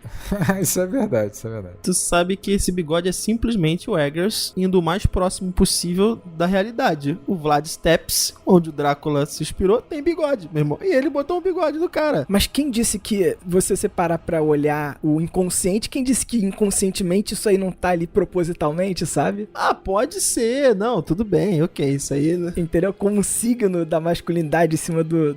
Não, até porque ele vai ter uma resposta gráfica do conde dele de bigode, quando ele for ver lá o copião, né? Ou então os estudos, né? Eu acho que sim. Eu acho que é uma leitura interessante, né? Eu acho que ele representa muita coisa, por isso que é muito bom colocá-lo como entidade. Se você coloca ele como mais humanizado, ele não vai representar tudo isso, né? Então, pra mim, ele é o demônio que incorpora a mulher, que se dá o direito do desejo, sabe? Naquela sociedade, naquele contexto. O demônio que representa uma sociedade como julga e condena aquela mulher também. E ele é um demônio como topo de uma cadeia em que realmente ele tem tanto poder que ele tá acima do bem e do mal, né? Acima daqueles outros homens que representam também várias camadas, né? E vários estereótipos, assim, da nossa sociedade, sabe? Então, assim, pra mim, ele só tem essa configuração porque ele é mais etéreo, né? Porque ele representa algo, né? Como um mal. O desejo e a culpa ao mesmo tempo, né? E essa transformação, ele ser os dois é interessante, né? Não que o Eggers tenha criado esse conceito, né? Mas aqui tem uma coisa diferente, eu acho, aqui na abordagem do Eggers, encadear essa discussão, é o fato dele colocar na personagem da Lily Rose Depp, né, a Ellen, de certa parte uma função mais ativa na história, justamente jogar luz sobre essa ideia do desejo, né, e da culpa, vamos dizer assim, né? Isso não aparece aparece nos outros, né? Nas outras. Então, eu acho que é aqui, ó, mais uma vez, é a tentativa dele sair um pouco do eixo, sem desrespeitar o original, tentando trazer um filete de algo não necessariamente novo, mas mais claro para uma geração que não tá tão acostumada assim ao subtexto de maneira tão profunda, né? E isso aparece, tá? Nos outros também. Isso tá lá no de 22, já tá lá, né? Só que aqui ele realmente deixa isso um pouco mais explícito, ele trabalha um pouco melhor. Acho que ele, faz uma escolha de trabalhar a histeria, que, muito interessante, uma escolha, muito bem sacada dele de usar a histeria aqui. Uma visão freudiana, a gente relacionando isso com estudos de Freud, por exemplo, né? Cara, aquela mulher é julgada como louca a todo momento, né? E o que ela tem é o desejo reprimido. E a mulher com desejo reprimido, né, vira louca, porque a histeria foi considerado essa loucura do desejo reprimido, né? O Freud retrabalha esse conceito de desejo reprimido depois, e estudos mais modernos também, mas o Freud começa a estudar a psicanálise justamente por conta dessa histeria, né? Do que se chamava de histeria, que era qualquer mulher que saía do padrão social era histérica, né? E aí ela era doente. A minha surpresa é isso tá no filme de maneira tão expressiva, tão clara, né? Não, e aí você vê que a cura da loucura é amarrar a mulher e colocar ela num espartilho, sabe? É quase que o controle social sobre a mulher, tentando controlar o corpo dela. Então, eu acho que o Eggers, assim, trouxe uma visão legal, trouxe uma leitura legal pro filme. Porque a mulher que falava qualquer coisa, aí tinha essa coisa da pressão do sangue no útero. Então, se ela se expressasse demais, se ela falasse demais, é a pressão do sangue, Fábio. Aí tinha que amarrar o útero da mulher até ela não conseguir respirar, pra ela poder se acalmar, sei lá o que né, se pensava naquela época. Mas eu acho que isso é uma relação que ele faz, que é uma ótima sacada, que não deixa de ser óbvia, mas é ótima. E eu acho que funciona muito bem no filme e torna a Ellen mais interessante, né? Porque você vê que, assim, se você pensar com calma, ela não tem necessariamente um arco aqui, né, de aprendizado, e eu acho isso muito bom, porque pra mim ela é basicamente aquela mulher que ela nasceu se compreendendo talvez um pouco mais que as outras, e é muito bom o contraponto com a Ana, que é amiga dela, que é a mulher totalmente conformada, né, e adaptada e acoplada e religiosa a essa sociedade. Então o contraponto aqui é importante, e ainda que elas tenham uma amizade sincera, o que é muito legal, que a Ana goste dela também e tal. E aí, mas você tem uma Ellen que nasce de uma forma muito mais consciente de quem ela é, com os desejos que ela tem. Ela vai admitir que de alguma maneira ela convidou e convocou esse demônio, e que ela se arrepende e tal, beleza? E ela vai ter, né, essa experiência com esse tal demônio, e ela vai carregar isso ao longo do filme. E aí você tem a relação da histeria com todas as cenas de sexo, e o que eu acho isso uma baita de uma sacada, porque toda mulher que vai viver esse sexo dela, essa sexualidade, ela vai ser encarada como histérica, como louca, como o que for, né? Então, essa relação, ela é clara, ela é óbvia, mas funciona muito bem nesse filme, como um filme de horror também. E você vai ter uma mulher que no final, ainda que ela tenha toda essa consciência, essa dor, ela carrega essa dor, ela fala a verdade, não é ouvida, né? Ela não afeta necessariamente o filme, né? Só por ela ser uma vítima, o seu alvo desse Drácula, ela tem que se sacrificar pela sociedade, né? Quantas histórias são assim, né? Ela é obrigada a se sacrificar ainda assim, né? Então, eu acho que funciona muito bem nesse aspecto, sabe? E aí você faz o contraponto com o Drácula, né? Eu acho muito bom. Isso eu acho muito bom no filme. Eu só acho triste o personagem do William Dafoe ter que falar pra ela, vai lá e faz isso, que esse é o caminho e tal. Ela já meio que sabia, né? Mas ele que vai dar o empurrão. Eu acho meio... acaba diminuindo ali um pouco o papel dela, mas tudo bem. Porque no de 22 ela toma essa opção sozinha, né? Então... Eu acho que nesse sentido, aquela mulher ali, ela é mais dona de si do que outra coisa. Ela não precisou da opinião de ninguém, ela foi lá e fez, né? Então, eu concordo, mas ao mesmo tempo eu vejo da seguinte maneira, eu acho que esse sacrifício, ele é terrível ela ter que sacrificar dessa forma. É terrível ela ter que passar por tudo isso. Então, eu acho que você tirar um pouco do heroísmo dessa escolha, pra mim é ótimo. E colocar esse fardo, ou então como uma pressão, né? Como uma pressão social vinda, teoricamente, do único homem que tinha um pouco mais de consciência e tratou ela com mais humanidade, eu acho ótimo. Porque coloca ele inserido no mesmo contexto que os outros homens. Tudo bem, ele tem mais consciência, ele é o cara assim assado, mas ele também violou ela de alguma forma, também pressionou ela, olha, sacrifique pela gente, né? E são homens que terminam praticamente vivos, né? Fora o pai lá. Boa sacada. O pai da família. Então eu até gosto disso. No fim, todo mundo tá explorando ela. Exato. Até agora, na verdade, eu não sei como fechar esse raciocínio, mas a princípio eu acho que o Eggers joga um pouco dessa crítica que ele tá tentando fazer sobre essa exploração, né, sobre tudo que a gente tá colocando aqui, quando ele parte pra cena de ato sexual entre Thomas e a Ellen. Porque ali fica um pouco caracterizado que é a loucura pela loucura e não a loucura pela influência. Então eu acho que ali naquela cena, eu acho que ele perde um pouco a ideia da crítica como crítica. De certa forma, eu até acho a cena desnecessária. Acho ela absolutamente desnecessária. Eu acho que ela é absolutamente necessária porque ela, nesse sentido, ela enfraquece essa temática, né?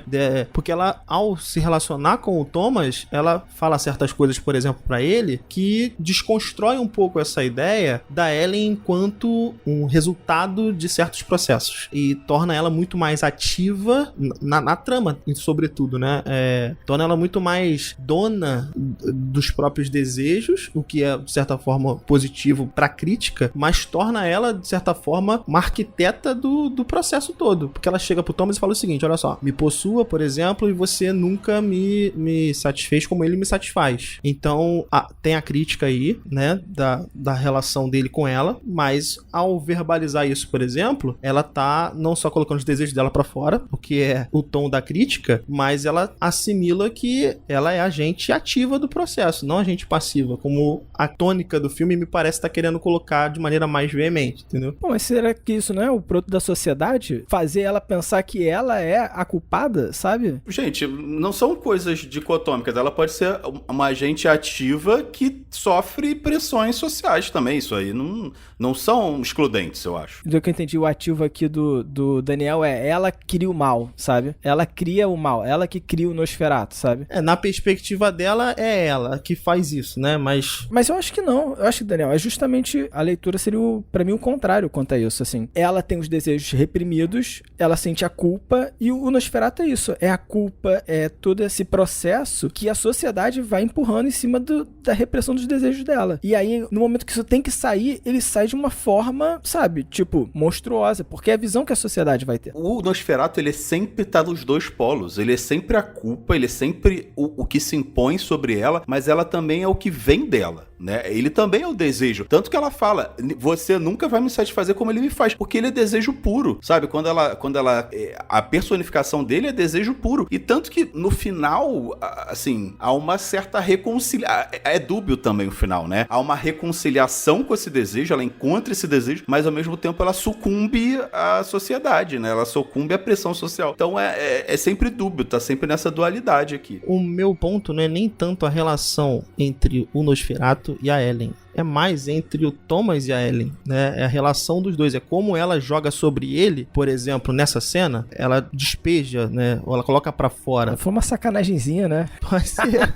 Pode ser. E também tem essa reconciliação no final ali, né? Tem essa questão... Pô, não pode nem falar uma sacanagemzinha que... Mas aí que tá, eu acho que tudo bem, pode até ter sido de um tom libidinoso ali na cena, mas eu acho que só sai um pouco do tom no filme. Nesse aspecto, eu acho que a fala dela tira ela de um contexto que o filme tava carregando ela e coloca ela numa posição reprodutora desse mal, teoricamente, vamos dizer assim, pelo simples reproduzir o mal, sabe? E não como carregando um fardo por esse mal, sabe? Eu acho que ali eu senti um certo destempero. Mas eu acho que é exatamente ela gerar toda essa confusão, assim, porque o que eu gosto dessa cena é exatamente uma ideia de que você tem ali, teoricamente, uma mulher vivendo e exercendo seus desejos, indo transar com seu marido, com a vontade toda que ela tem. Falando umas coisinhas a mais, apimentando a relação. Mas ainda assim, ela dá a impressão pra gente que ela tá meio incorporada. Ela tá meio misturada a uma incorporação do demônio. Eu adoro isso, porque qualquer mulher que se colocasse a viver aqueles desejos seria encarada dessa forma. Como uma mulher incorporada, tá ligado? Então, tipo assim,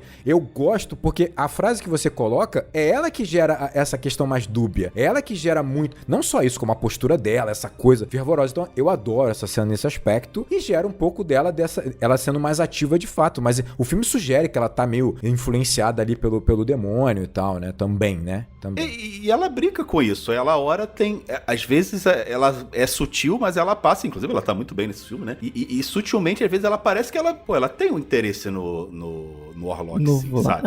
Ela tem uma paixão ali por ele, apesar dele ser asqueroso. Então ela tá o tempo todo nesse nojo e nesse medo e nesse interesse Fascínio, ali, né? nesse tesão mesmo por ele, né? Nesse fascínio. Eu vou até te falar. Pô, mas é muito, muito católico isso, né? Mas Essa visão de, pô, o sexo causa o nojo, causa o medo, causa... E, pô, eu acho que faz todo sentido isso sim, mesmo. sim. O desejo vai causar isso tudo, sabe? Uma visão muito católica. E o que eu acho surreal é que isso tava no de 22 também, cara.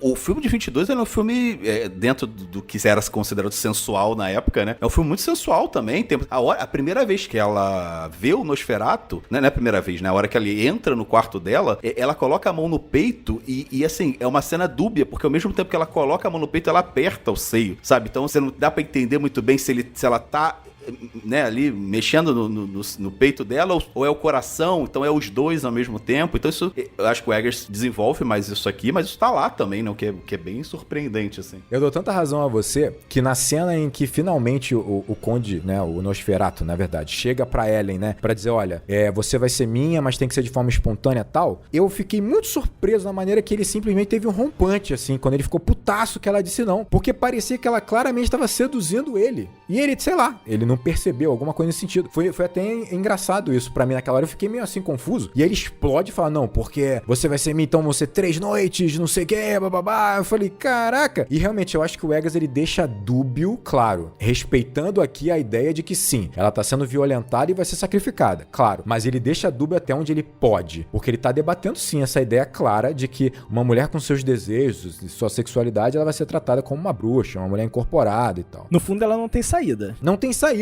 Né? No fundo, a escolha não existe, né? Pra ela. Ela vai ter que se sacrificar. E é tão louca essa escolha, porque depois dessa cena que eu falei, né, que eu tava debatendo, ela chega pro Thomas e fala, olha só, me promete que amanhã você só vai voltar se ele morrer, se você conseguir matar ele e tal. O Thomas, meu irmão, fica numa de, pô, beleza, prometo, mas cara, sem condição nenhuma. Não volta de casa. Parar. Tá. Amanhã você vai trabalhar até mais tarde. E eu gosto que assim, olha só, eu quero que você venha por vontade própria, de boa, tu tem 3 dias aí, e eu tô tranquilo, tô te esperando. E aí nesses 3 dias, irmão, ele toca o terror na cidade, ele mata todo mundo, joga rato em tudo, joga peste, e aí você escolhe, você fica à vontade. Nesses 3 dias... Você fica à vontade. Caraca, ele mata as crianças, mano, tipo assim, porra. Maluco, essa cena é bizarra, né? É maneiro. Maneiro, bem gráfica, né? Bem gráfica. Maneiro isso aí, Fábio, criança morrendo. Não, é maneiro pra caramba. Porra, eu achei o momento mais aterrorizante do filme. Não, é maneiro.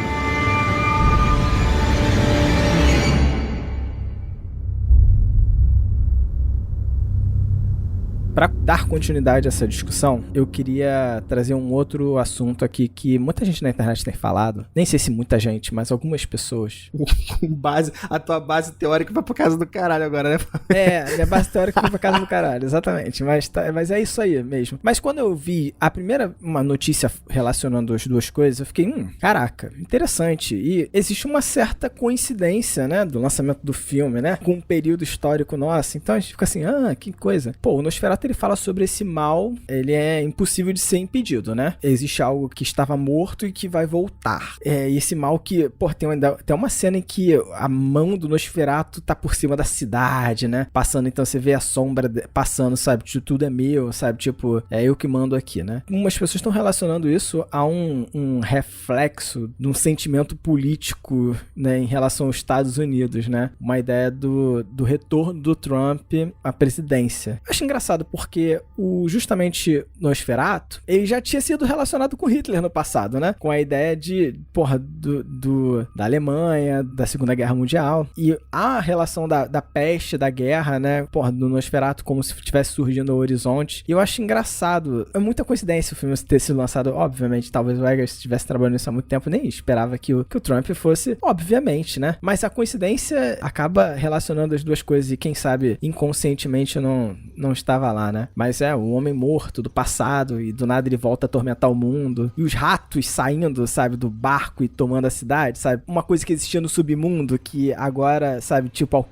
emerge, né, do submundo e alcança as casas e come uma mulher viva. É muito doido, assim, eu acho bem bizarro e muita gente tem relacionado muito esse filme com isso. O Eggers, né, já que você citou essa dúvida, o Eggers, ele tá trabalhando nesse filme mais ou menos desde 2016. Em 2016 ele recebeu a proposta de fazer esse filme e aí ele tem matutado essa ideia ideia aí desde esse período. 2016 é interessante, né? Não exclui sua ideia. Pelo que eu me lembro, me corrijam se eu estiver errado, por favor, na década de 70 também tinha essa ideia de maneira mais expressiva, né? Da influência do Nosferatu não só nos nossos protagonistas, mas também na sociedade como um todo. Eu acho que aqui o Eggers ele torna isso mais forte, né? Essa ideia da presença dessa... Obviamente, se ele é uma entidade do mal aqui, né? Como ele tá sendo retratado, ele não vai influenciar só, né, os nossos personagens principais, ele vai influenciar a sociedade como um todo. E isso aparece bastante, né? Então eu acho que faz mais sentido a crítica em paralelo ao do Eggers do que em relação aos outros, né? Até na comparação que você fez aí com Hitler, por exemplo, acho que faria mais sentido comparar ele com essa versão aqui, né, do Eggers do que com as outras. Porque eu acho que nas outras o Nosferatu ele é mais humano, como a gente já tinha colocado aqui, né? E aqui...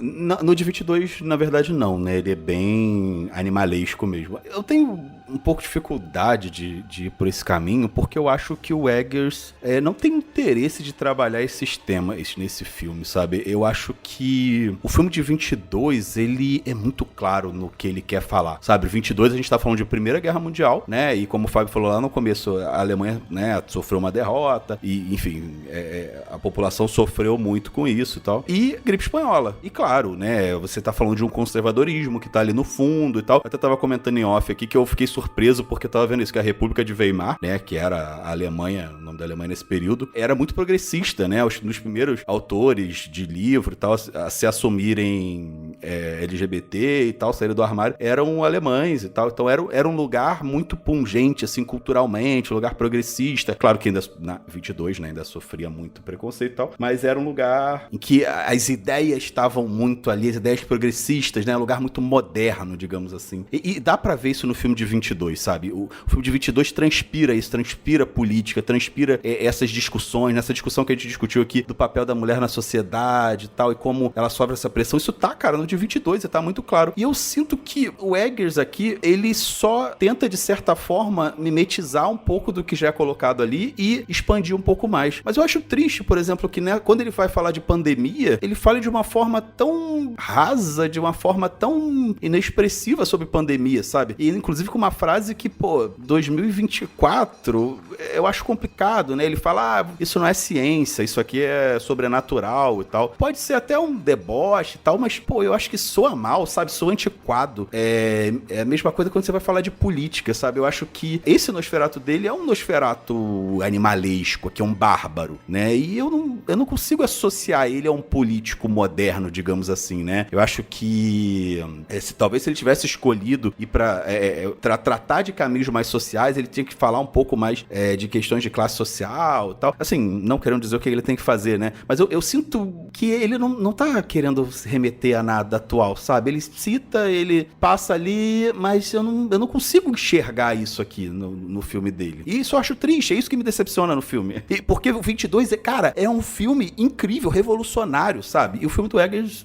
Eu concordo, essa questão da ciência é delicada no filme, né? É um ponto delicado. Eu até entendo, como é um filme fantástico, que tem uma certa fantasia ali que ele abraça, obviamente o que vai resolver essa fantasia é o ocultismo, essas coisas assim, né? Mas claro, é delicado quando você coloca a ciência tão subalterna, né? Tão inoperante dentro de algo que aconteceu de fato, né? Então assim, a peste negra e tal, eu acho que realmente é um pouco delicado. Mas quando você fala, por exemplo, do Nosferatu como uma figura importante social, um político, alguma coisa, eu enxergo porque hoje, quando você pensa numa figura, um expoente masculino, um homem a ser seguido pelos outros homens, cara, obviamente ele vai ser um imbecil, ele vai ser grosso, ele vai ser rude, ele vai ser ignorante. Eu vejo ele como o Nosferatu. As figuras que nós vemos hoje, o Trump é esse imbecil, sabe? Grosso, ignorante, sabe? Rude, que simplesmente coloca os outros, né, tipo assim, como subalternos e tal. Não é que eu ache que ele fez essa relação, não acho. Mas que eu acho que as figuras hoje masculinas de exemplo, porra... Mas eu acho que ele coloca como... Só que, o Trump, por exemplo, ele é um bárbaro que você se identifica de certa forma, ele pertence à nossa sociedade. O Nosferatu Nosferatu não. O Nosferatu, ele é de outro mundo, sabe? Ele é um bárbaro, é um outro, entre aspas. Não, tudo bem, concordo. É que eu acho que ele também vai carregar outros significados, né? Como a gente falou, por exemplo, essa praga aqui tem outras... Ele tá carregando outras ideias de praga aqui nessa sociedade, né? Uma praga do preconceito, a praga do julgamento, né? A praga dessa unidade social tão complicada, né? Em que você tem muito bem representada pela aquela família, que você tem um amigo do Thomas, né? Ele é um homem exemplar. Então, assim, ele é um bom marido, ele é um bom pai, ele é bem sucedido, né? Ele tem a moral, ele carrega a moral com ele. E você vê como é que ele vai se perdendo na ignorância dele no meio desse processo. Enquanto que o Conde não precisa de ter moral, porque ele tá acima disso, né? Mas entendo o ponto que você tá colocando. Só pra deixar claro, eu acho que é mais suscetível à comparação com esse Nosferatu de 2024, mas eu concordo com o Caio que essa não é a intenção de forma alguma do Eggers. Acho que ele não tá assumindo essa pauta, ele não tá assumindo levantando essa bandeira, e assim, posso até ser apedrejado aqui. Eu não acho nem que ele tenha, sinceramente, essa pretensão, nem a complexidade pra tratar isso. Isso não, de certa forma, esse filme não tá propondo isso de maneira nenhuma, gente. As críticas estão muito claras, tá tudo, a crítica que ele quer fazer tá na primeira camada, não tá nem na segunda, tá tudo verbalizado, ele fala tudo que ele quer criticar no filme, tá em texto, sabe? Então eu acho que essa não é a perspectiva, mas eu acho, tanto que eu até usei a figura desse agente exógeno pra gente hoje, nessa figura histórica que é o Adolf Hitler, né, que o Caio falou, o Trump ainda é um de nós, né, nesse sentido, ele é um bárbaro, mas quando a gente fala do Hitler, a gente tá falando de alguém que tá no exterior a nós, então foi por isso que até usei esse exemplo. Eu acho que também era um dos alemães. Não, sim, ok, na perspectiva de hoje, a gente enxerga... Não era um povo que vem do leste, sabe? Exato, na perspectiva de hoje, a gente enxerga ele como um ser separado da sociedade, o que tá errado, concordo com você, ele é fruto, ele é parte dela, mas acho que o Eggers não tá levantando essa bandeira aqui, ainda que obviamente as pessoas vão se apropriar do filme e fazer as suas relações, mas acho que essa relação ela é muito simplória, e eu acho que o Eggers não tá propondo isso, de fato. Mas eu nem digo que estivesse propondo... Mas as pessoas estão fazendo essa... Você pode dizer que ele é com certeza, você pode dizer que... A gente tá falando de arte, né? Aí eu tô falando de, uma pessoa que meio que é um negociante durão, sabe? Ele tá fazendo um negócio no início do filme, um negócio de uma forma muito dura e uma forma muito unilateral, correto? Então você vê que no início ele tá fazendo um negócio, ele tá assinando um documento, um contrato, sabe? E fazendo uma transação financeira. Qualquer capitalista faz isso, Fábio. Não, tudo bem. Eu acho que no do Herzog isso talvez esteja mais claro e tal, no de 22 não tanto, de 22 é mais essa figura exótica do exterior, né? Só tô colocando que ele poderia ser uma pessoa de poder, né? Representar uma pessoa de poder, um homem de poder, que, um cara que tem um capitalismo na mão também, sabe? Um conde, e tem título. Não, ele pode ser, assim, então, mas essa acho que era a ideia de 22 também, entendeu? Por isso que eu falo, acho que o Eggers só tá... Claro, acho que... reciclando essa ideia e não ressignificando pra 2024, sabe? Não, ok, mas aí ele vai ter que colocar coisas dele, né, da arte, né, que ele vai ter que imputar no filme. Então, por exemplo, quando ele escolhe o tom de voz, a forma de falar do Nosferatu, ele tá colocando coisas que não estão no filme de 22, sabe? Mas que são escolhas que tá falando sobre esse ser, sabe? Eu queria o Nosferatu laranja, Fábio, com tupete louro, isso, entendeu? Tupete laranja. Não era bem isso que... Acho que ele coloca essas críticas que são claras no texto, mas também na imagem. O Eggers constrói as imagens de acordo com o texto que ele tá passando, e pra mim o exemplo perfeito é a cena final, aquele plano de cima ali com ela, né, deitada, morta e o Nosferatu por cima, cadavérico, assim, depois de morrer lá por conta do pôr do sol, do nascer do sol lá. Cara, essa imagem, ela representa tanta coisa, ela é tão forte, ela é tão poderosa, além de graficamente impactante, poderosa. Eu acho que o Eggers consegue levar o texto dele pras imagens. Agora, se tem muitas camadas, não. Não, mas eu acho que ele tá aí, ele representa a ganância, né? Ele tem uma sede insaciável, né? O vampiro tem muito isso. Ele é a ganância, ele tá ali, ele nunca vai parar de beber, ele vai matar tudo porque a sangue dele é infinita. E você tá falando de poderosos quando você fala disso. Seja poderosos na década de 20 ou poderosos agora, né? E aí, o que, por exemplo, um ponto só que eu ia levantar, que, por exemplo, por que o personagem do Nicholas Hoult, ele pra mim fica um pouco solto nessa história? Porque o Hutter, né, o personagem dele, Thomas Hutter, ele é um cara, na minha visão, ele é um cara que foi pra guerra, né? Ele foi pro perigo, ele foi pra guerra, né? E esse texto era muito coerente na década de 20, sabe? Porque tava tendo uma guerra mundial acontecendo. E nesse filme aqui ele fica perdido, ele não tem espaço, porque apesar da gente ter 1 bilhão de guerras... Ele é o proletariado. Não é exatamente assim que ela acontece. Talvez ele, sabe, eu sinto falta dessa atualização que o Murnau conseguiu fazer em 22. No fundo ele acaba sendo... Murnau. Murnau. A culpa foi tua. Ele acaba sendo lá o seu proletário, sabe? Que é impulsionado por esse mundo capitalista a conseguir uma riqueza que talvez ele nem precise. E que vendeu a alma para o saquinho de moedas, né? Exatamente. Mal sabe ele que vendeu a própria esposa. Antes da viagem estava, não, isso aqui é por nós. É isso. Por nós, apesar dela não querer, né? Apesar dela não querer, exatamente. Essa cena final, ela tem um detalhe muito maneiro, que é o personagem do William Dafoe, o Von Franz, ele coloca umas flores, né, na cama. Nossa, isso é lindo demais. E eu pensei, caraca, a gente romantiza a morte mesmo, né? Até a ideia de romantizar esse sacrifício. O Von Franz é esse personagem, né? Ele é a sociedade ali, né? Porque quando a gente fez essa crítica aqui, né? A ideia dele se afastar absolutamente da ciência e se focar no ocultismo, né?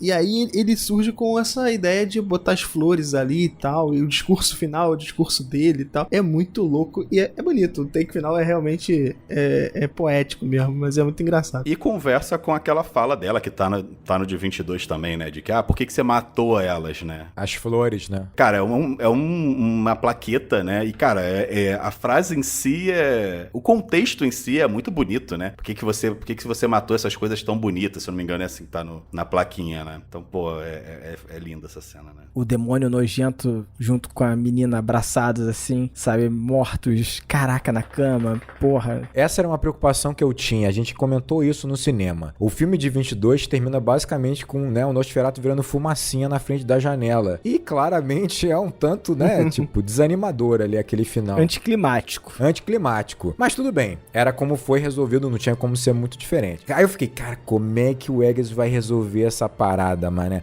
Eu tava muito preocupado e até comentei isso com o Fábio no meio da sessão. Eu falei no meio da sessão, que absurdo. Mas eu fiquei muito preocupado também com o fato seguinte: quando ele vai por cima dela e começa a sugar o sangue dela, eu falei, pô, mas o Eggers não tá dando a entender da onde vem o sacrifício em si, porque o tempo tá passando meio estranho aqui, do nada já tá de manhã. Eu falei, caramba, mano, deu uma sensação do Nosferatu só ser realmente meio tapado, assim. E aí quando ela fala a frase assim, tipo, mais, sabe, botando a mão na cabeça dele, assim, né, mais, beba mais, assim, se sacie mais e tal, caraca, ficou muito forte aquilo. Eu falei, caramba, a intensidade do sacrifício dela e quanto ele tá se perdendo. E não só sacrifício também, né? Não só claro. Sacrifício, porque ela também tá sentindo um prazer ali naquilo, sabe? Também tá sentindo um prazer gigante, né? E ele tá tão envolvido com aquilo que ele não consegue parar de sugar aquele sangue que ele esperou por tanto tempo. E esse sangue tem tantos significados, assim, sabe? Todos os significados. E aí, sim, ele acaba caindo na armadilha e tal. Muito bem resolvido. E muito bem resolvido como ele morre, assim. Nossa, que cena, que grafismo maneiro. Meu Deus. E o Fábio falou no início que às vezes a gente confunde, né, o Nosferatu com a humanidade dele, né? Dele ser de fato um homem ali. E nessa cena em específico, quando ele olha pro sol, você vê o rosto dele, cara, tu consegue perceber a humanidade ali nele de certa maneira, assim. Tanto que eu até pensei, caraca, será que ele tá rejuvenescendo de alguma maneira ao sugar o sangue dela? Me deixou essa ideia de que, caraca, ele de fato tem humanidade ali e tal. Me flertou um pouco com essa ideia. Ainda bem que foi breve, porque ela, obviamente, ele morre logo depois. A gente vê aquele ser, né, e tal. Mas interessante porque essa ideia do vampiro morrer ao sol é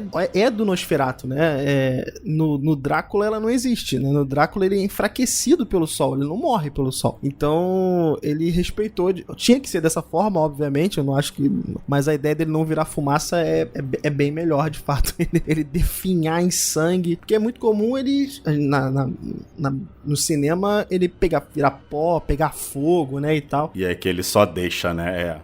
Foi maneiro. E assim, ter assistido o primeiro Nosferatu antes de ter visto esse filme, traz uma experiência de você ficar se perguntando, cara, como é que o Eggers vai resolver isso, sabe? Então, eu lembrava do primeiro filme, né, do filme de 22, e aí eu lembrava da cena do barco. A cena do barco, pra mim, era meio estranha, porque eu ficava, por que as pessoas estão morrendo no barco? Eu não entendia, sabe? Eu fiquei, cara, o que tá acontecendo? Eu lembro que eu fiquei meio confuso na cena do navio, né? Durante o filme de 22. E aqui, fez mais sentido. Eu falei, tá, talvez eu tenha perdido alguma fala, alguma coisa no...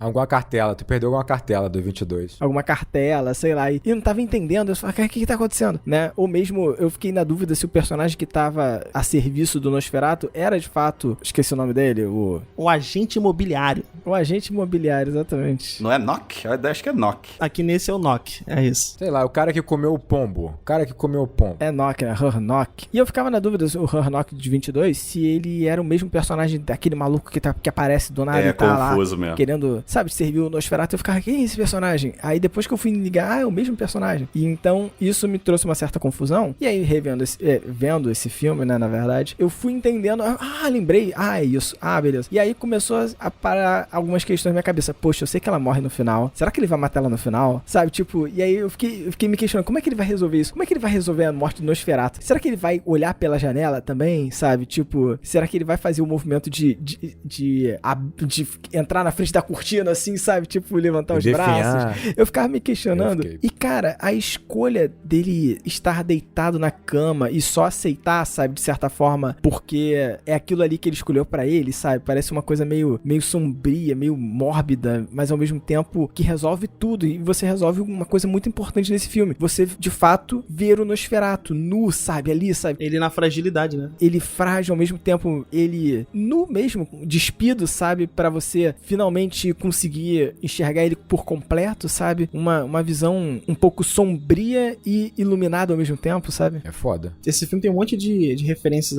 a essa teatralidade. De certa forma, seria até uma escolha que faria parte da assinatura do filme, porque o filme é físico, né? A fisicalidade das atuações, ela tá muito presente. Então poderia acontecer nessa cena também. E aqui o Eggers faz uma escolha muito mais minimalista, né? De só, né, deixar a coisa acontecer. Não tem tanta... Nossa, é bom demais. É bom demais, cara. É bom demais. Deixa eu fazer uma pergunta pra vocês. Que a gente não conversou sobre isso quando a gente saiu do cinema. Ia aproveitar pro Daniel, que viu em outro lugar. Que não quis ver com a gente, né? Vi com o professor. O que vocês acharam da trilha sonora? Eu achei uma trilha sonora tão apagadinha, assim, tão... xoxa, mas depois eu fiquei pensando, até botei algumas músicas pra ouvir, mas não consegui ouvir muito. Eu acho que foi da nossa exibição, sabia? Eu acho que o som tava bem ruim na nossa sessão. Eu não sei se pode ter sido um problema na nossa exibição, e agora você ressaltando isso, eu fiquei, será que teve um problema? Mas de fato, eu percebi uma trilha sonora mais, como é que eu posso dizer?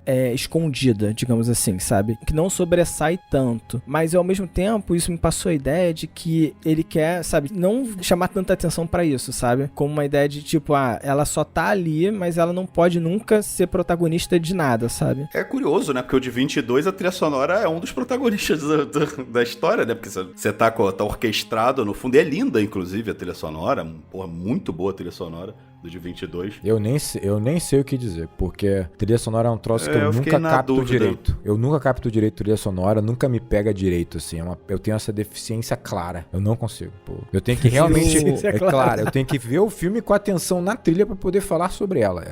Eu normalmente consigo pegar mais na segunda vez, mas eu sei, pô... Cadê a trilha desse filme? Não lembro de nada. Normalmente é uma coisa que me marca. Pois é, assim, a minha sensação foi similar, assim, porque eu realmente, para prestar atenção na trilha, eu tenho que fazer um esforço maior, mas de certa forma eu me senti absolutamente envolvido com a história, cara. Então, assim, eu acho que ela não tem papel de protagonista de maneira intencional, ela não ganha corpo de maneira intencional, mas ela funcionou de tal ponto que, assim, eu me senti realmente imerso na história. Então, não sei também falar mais do que teria que ouvir de novo. Eu sei que quem trabalhou com ele na trilha já havia trabalhado com ele antes, salvo engano, no Farol. Não, eu acho que foi no Homem do Norte, não foi? No último filme dele, O Homem do Norte, Então, é uma pessoa que já trabalhou com ele antes. Essa é a única informação que eu tinha lido sobre isso.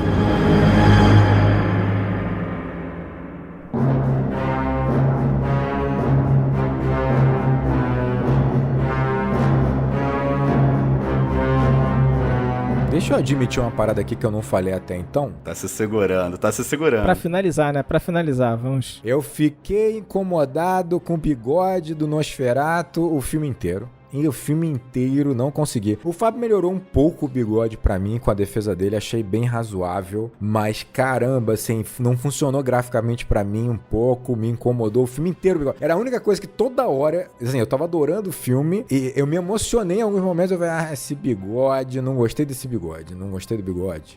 Ganhou uns pontinhos o bigode, mas não gostei tanto. Cara, a explicação é essa, é o Vlad da realidade, ele tem bigode, e é isso, gente. Eu acho meio decepcionante esse Nosferatu, acho meio triste ele. Mas confesso que o bigode me surpreendeu, inicialmente de maneira negativa, porque eu tava esperando a imagem do Nosferatu, que a gente já tá consolidada, né? Você vai pro cinema esperando algo que você já viu. Mas eu acho que ao longo do filme a coisa foi pra mim, assim, não... A crítica de que ele faz tudo muito parecido com o Nosferatu de 22 e não inova, e aí ele traz um bigodão. Porra, bigodão. E vocês reclamam? Inovou, exatamente. Pô, caraca, eu achei irado quando eu vi o bigode, eu falei, caralho. Mas se ele tivesse de poncho, chapéu mexicano, não ia ser diferente, eu ia reclamar também. Não, calma aí. Não vem com esse argumento, não. Mas olha só como faz sentido o bigode. Vai me ganhar com esse argumento, não. Vai tirar meia estrela lá do Letterboxd. Olha como faz sentido o bigode em função da camada pra você ver como homem e em função do passado relacionando com vampiro. Então, porra, essa daí o bigode faz todo sentido. Eu gosto mais da ideia do sangue no bigode. Eu gosto mais dessa ideia do sangue no bigode, encharcar o bigode com sangue. Porra, é lindo demais. Eu acho até bacana, acho até legal. Mas um ponto eu tenho que defender aqui, estou junto com o Caio. Esse Nosferatu, ele é mais interessante em sombra do que quando ele aparece. E isso talvez não seja um sinal tão legal assim. Ah, ok. Talvez eu concorde, sim. Por isso que eu falo, quando ele aparece é decepcionante, pô. Segurando o machado do cara picareta, sei lá, e levanta...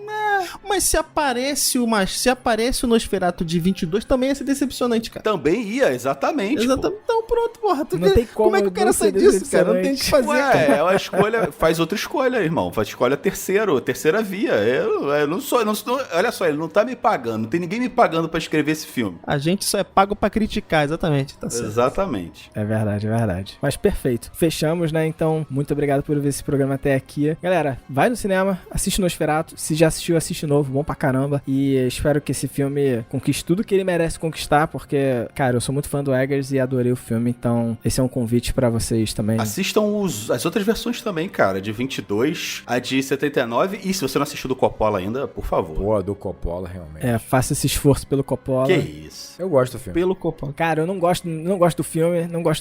Maravilhoso. Tem que ver de novo até gostar. Temos que rever. Eu comecei a ver outro dia e dormi. Então eu falei, não, como é que pode? Eu dormir no filme, é muito difícil. Mas sem brincadeira, vejam de 22, cara. Tem no YouTube, já é mídia liberada. É muito bom mesmo. E procure a versão colorida certinha. Uma curiosidade aqui. Quando eu fazia pós-graduação, eu tinha que fazer uma montagem com algum filme. Eu escolhi Nosferatu de 22 e fiz uma montagem como se fosse um trailer baseado no trailer de Crepúsculo. Ficou muito bom. Eu lembro disso. Caraca, ficou muito bom. O Nosferatu é lá o rapazinho, o Edward, né? E a menina é a Bella. Ficou muito bom. Ficou real muito bom. As pessoas vão pedir esse vídeo, você sabe. Aonde está esse vídeo? Ai, meu Deus. Difícil dizer, né? Eu vou fazer o seguinte, vou colocar no Discord pra galera ver esse vídeo, o link desse vídeo no YouTube. Isso, tá ok. Mas você tem um vídeo? Caraca, então beleza, coloca no Discord. Bota lá no Discord. Então, galera, segue Enquadrando as mídias sociais do Enquadrando, tá? Então, Twitter em @enquadrando_, Blue Sky, @enquadrando, Instagram, @enquadrando _oficial e no YouTube, em youtube.com/enquadrando. Considere apoiar o Enquadrando pra gente manter esse projeto. Nossos apoios reduziram bastante, até porque a gente tirou férias, então, normalmente quando tira férias, os apoios reduzem. Então, se você puder e quiser, apoia a gente lá em apoia.se/enquadrando. Ó, não falo nada. Vocês têm 3 dias pra decidir aí se vai apoiar a gente ou não, senão já sabe. Né? É isso aí. Senão já sabe. Então é isso aí, galera. Um grande abraço e bons filmes.